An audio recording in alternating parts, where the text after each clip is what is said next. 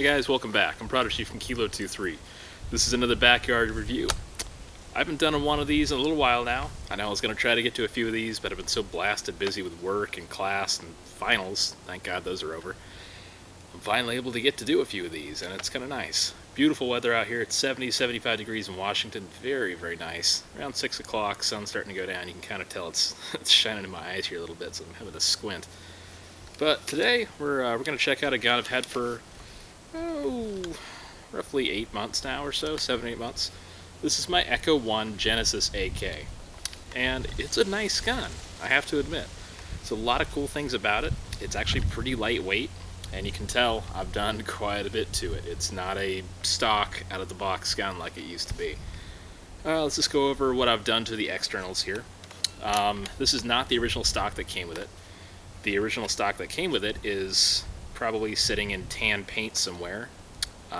Dale Burt from Mad Dog Paintball and Airsoft in Stanwood, Washington has it, and he had some health issues and had to close his shop, and he ended up keeping all those things, and he still owes me a stock. So that's not good. He still owes me a couple pistols too because he never returned them. But that's a different story. Needless to say, this is an A&K crane stock. It works. Not a lot of wobble. It's really nice, actually. Feels very, very good in the shoulder. Very comfortable. And, you know, it's still black, so it kind of offsets the multicam a little bit, which I like. Obviously, I did get this thing hydro dipped in multicam. Dale from Mad Dog Paintball Airsoft did that. Very good job. A little scratchy, but it's still pretty good. Right now, I've just got a Lonex flash mag in this just to make it look cool. I ended up trading out the 2 mags that came with it for this mag, actually, because it's a little bit nicer, holds some more ammo, and to be quite honest, it's the only flash mag I have, so it's kind of cool. I've got some Matrix rail covers on here. These are OD green, and I've got a Magpul clone, it's not the real one, angled foregrip on here.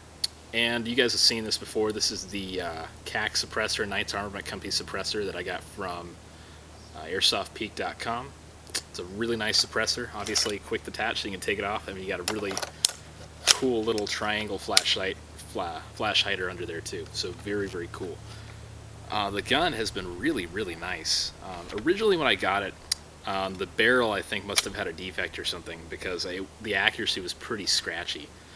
And for maybe like 100 feet, you have a yard and a half groupings, and that's really not that amazing. But I ended up swapping out the inner barrel, which is not a big deal. It was a decent barrel when I got it. It was usable, and I fielded it several times. I just ended up using a little bit more ammo than I wanted. And I put a new barrel in there, and it got the groupings down to, you know, maybe a foot at 100 feet, maybe a little less, and those were pretty good. So, you know, stock components for the hop-up and everything, I'm happy with that. But, you know, it's running about a 300 so millimeter barrel, maybe a little bit longer. And it only goes to about the start of the flash hider, so you don't see it hardly. And it's kind of nice. As far as the bucking and the chamber's still in there. I tried upgrading it with different chambers, and it's just the design of the outer barrel. It kind of prevents that to some extent, depending on what hop-up chamber you throw in there. So it's still got the stock plastic one in there. But I actually installed an ICS bucking, which fits really, really nice in there. It's a thicker one of the newer ones, I believe. And it's getting a great air seal, accuracy's good. Internals, I did tune the speed down just a little bit. I wanted to make this kind of a close quarters gun. Out at BG Airsoft right now, it's really overgrown out there, so our average engagement distance is roughly 30 to 50 feet. So if you're 30 feet away from someone and they've got a 400 FPS gun, you know, we still got the 20-foot engagement rule and everything, but I'd rather be nice and not light them up with a 400 FPS gun. That's really painful. I'd rather someone didn't do it to me, and that would suck. So this guy right now is shooting roughly 310 to 320 FPS. Very good close quarters outdoor or indoor speed. It's got a stock KWA spring in it, and stock KWA springs just die fast. The second you run 5,000 rounds through your gun, I've noticed they drop a lot of speed. I ended up swapping the gears out. The original ones were decent, but I found them to be a little bit loud. I put some stock Cyma gears in here, and they actually, believe it or not, quieted the gun down quite a bit. And of course, there's a lot of room to shim in there. The stock shim job was okay, but the real shim job is always a little bit better. So I shimmed those, and it's fairly quiet now. You know, every stock gun with a lot of stock parts is going to have some noise to it, whatever you do to it. But I corrected the angle of engagement. It's still got the orange piston in there. I also installed a Sorba pad in there, which helps correct the angle of engagement. So that's nice. It's also getting a good air compression in there. So piston head, cylinder head, they're all stock in there. Aside from that, that's pretty much it for the gearbox. The motor, I actually got a really good deal on. It was a brand new Echo 1 speed motor, the short type for the AK, obviously. And I got it 20 bucks new, actually, at a local shop who had a lot of leftover parts from Surplus in Woodinville when they closed. So really fantastic deal. That bumped the rate of fire up from like 10 to 18 rounds on a 7.4 volt. So I usually run a 7.4 volt stick battery on this.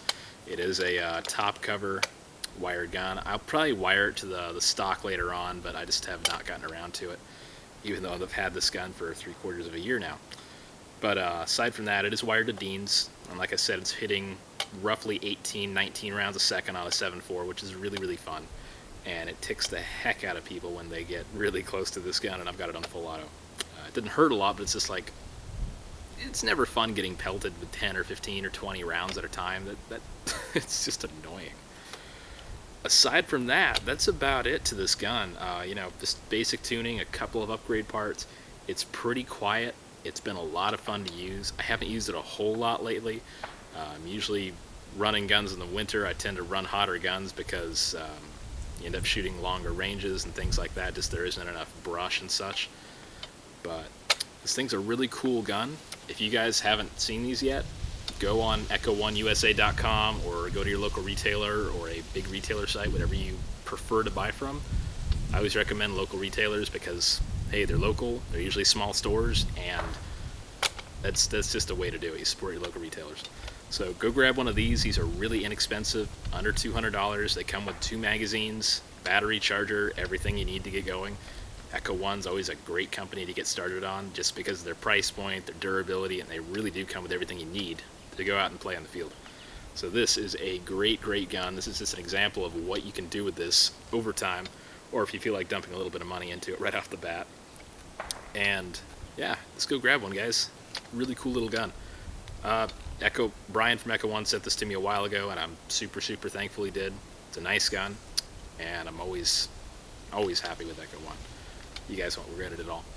Thanks, guys. I'm Prodigy from Kilo 23. Keep coming back. I'll have more backyard reviews for you guys in the future, so stay tuned.